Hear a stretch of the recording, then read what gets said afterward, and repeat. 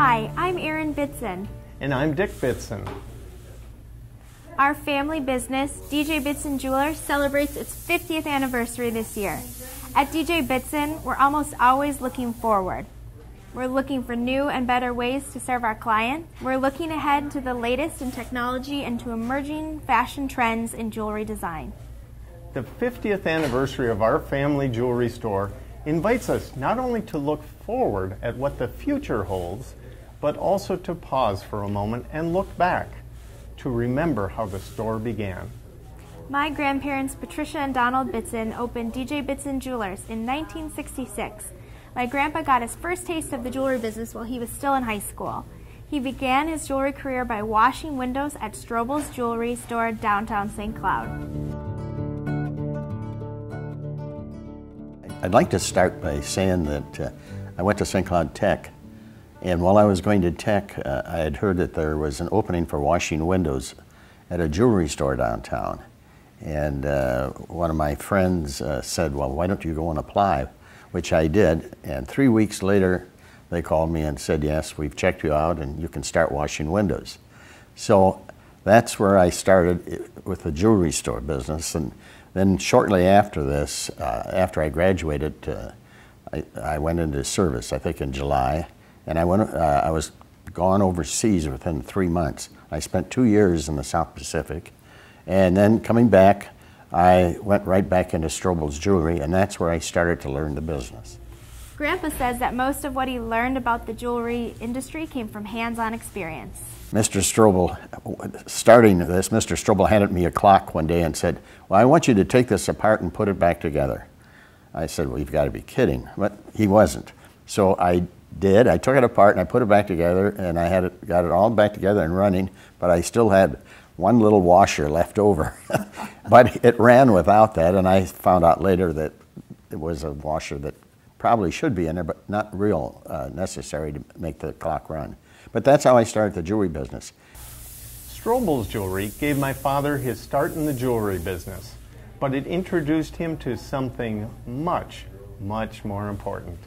Strobel's Jewelry Store is where my dad met the love of his life, Patricia Wall. Pat's uncle, by the way, was a partner in this business also. And he hired Pat to come in after school and work at Strobel's. And I knew who she was, but I was really kind of afraid of her because I didn't know her that well, and she was really some gal. Well, I went to Cathedral High School, and when I was a senior, I got a job at Strobel's Jewelry. And I worked after school every day, and then I worked there a couple of years. I worked there when I was on St. Ben's too. And they were very good about kind of accommodating me for my hours. I came to work one day, and here was this good-looking guy that had just come back from the service. Well, this good-looking guy brought me home from the store party a week later, and since then I've not let loose from this good-looking guy. That was it. Grandma Pat was right. That was it. My grandparents were married at St. Mary's Cathedral in St. Cloud on October 21st, 1947. Grandpa continued to work at Strobel's Jewelry downtown. My grandma took care of the home front, caring for their 7 children. In 1964, an article in the St. Cloud Times announced that Crossroads Center was going to be built in a large field just west of town. The shopping mall presented an entirely new business concept. There were only a few other malls in Minnesota at that time, and the rent at Crossroads was $4,000 a year. Pretty steep back then. But when my parents saw it as an opportunity, and at Mom's suggestion, Dad picked up the phone and invited the Crossroads Mall leasing agent to dinner. That would really be an opportunity for us to start a jewelry store.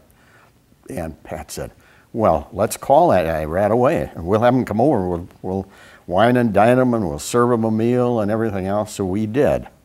And he accepted, and he came, and I said, has that place been leased yet? And he said, well, why are you interested? And I said, well, because I want to start a store out there.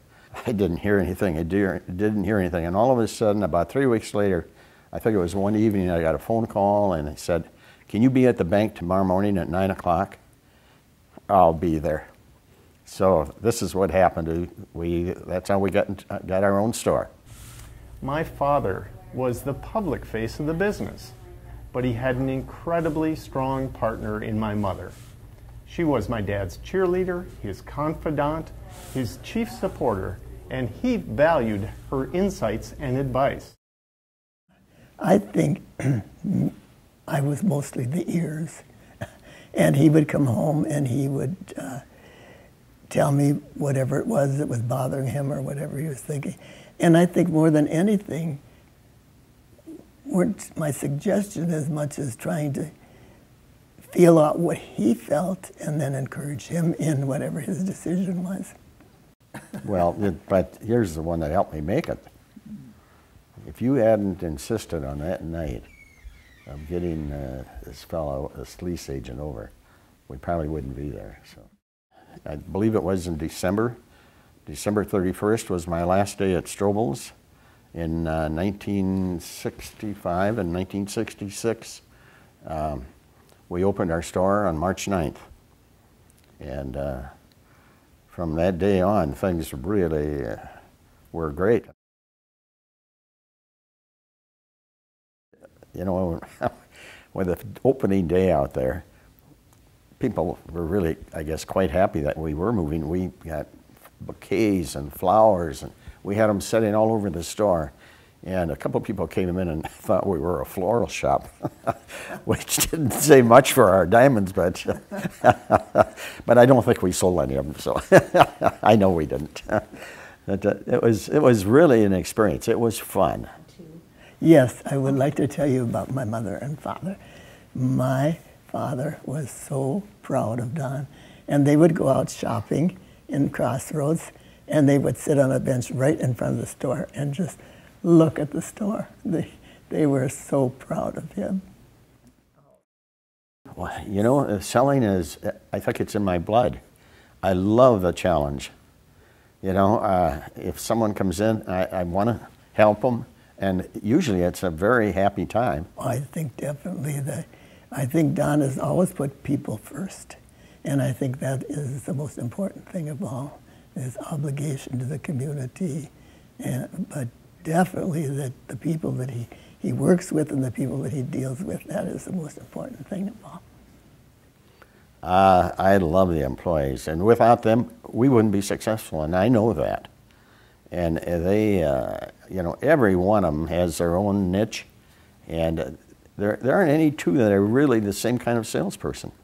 So, which is so neat, because you have to work on this one for this, you got to talk to somebody about this for this, and so on and so forth. But that's what makes it a family. But when I think about the store, I just think about the joy when I walk into that store. Everyone is so happy and joyful, and it's just such a pleasant place to walk into. I just think that when I go home at night and I have my family and I have Pat there, that's my world.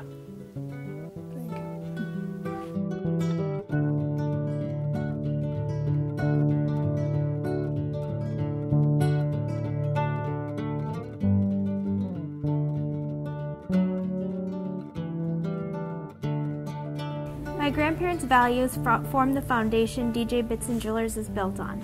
Integrity, respect, commitment to faith and family, to service and community. DJ Bitzan began with a love story, the love between my mother and father, and we've been celebrating love stories ever since. To our employees, our clients, our family, thank you for helping us celebrate 50 years of love stories.